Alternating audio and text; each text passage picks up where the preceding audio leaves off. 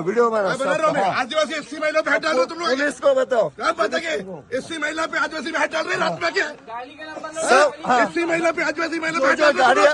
रुको गाड़ी एससी महिला पे अन्याय कर रहे तुम लोग।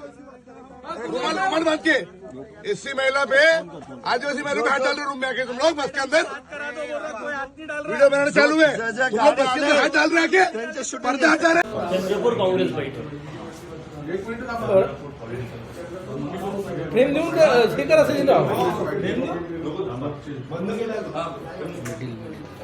तिवारी जी झालं का तिवारी एक मिनिट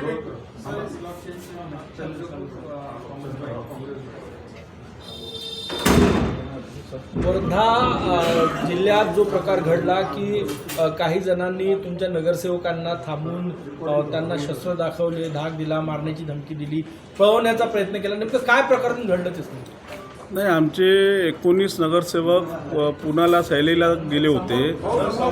हां, तिथून ते परत येत होते. काल सकाळी 6 वाजता वर्धा येथे वर्धाच्या जे टोल नाक्यात तिथं एक 25-30 लोकांनी जे पूर्ण शस्त्र चाकू घेऊन होते ते बसला अडविलं आणि त्यांनी बसमध्ये जाऊन 2-4 लोकांनी जाऊन तिथले जे आमची महिला नगरसेविका होते, महिलासोबत जे त्यांचे रिश्तेदार होते त्यांना धमकावलं की तुम्ही आमच्यासोबत चाला, नाही तर आम्ही असं करू तसं करू, धमकी देत होते. आणि एका नगरसेवकाच्या कॉलरवर पण हात लावला त्यांनी. म्हणून काल ते वर्धा इथे आमचे काही नगरसेवकांनी जाऊन तिथं कंप्लेंट केली आहे. आणि हे सर्व जे चालू आहे ते हे गुंडगिरी प्रवृत्तीचे लोक करत आहे. त्यामध्ये काही आमचे काँग्रेसचे पण लोक आहे.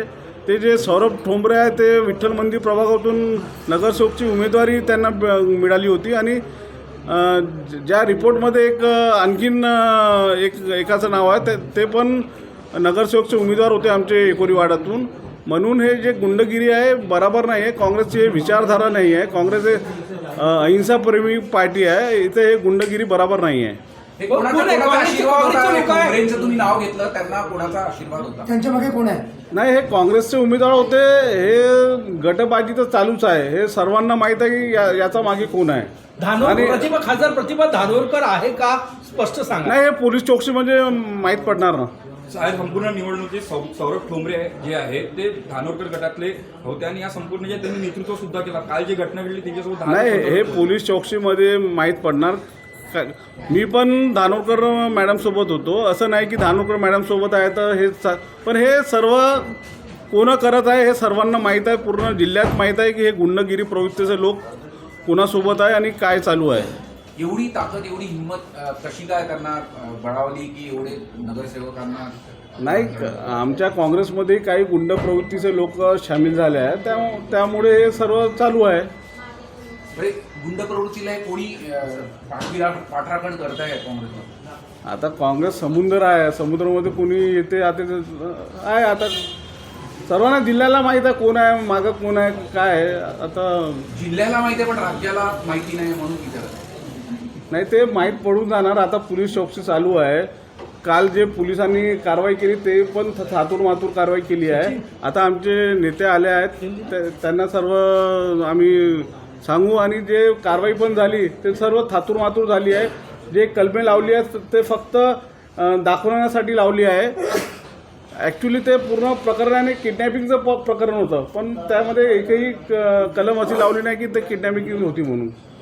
या एकूण प्रकरणामध्ये धानोरकर गटाचं असं म्हणणं आहे की हे प्रकरण गंभीर नाही आहे, NC मॅटर आहे.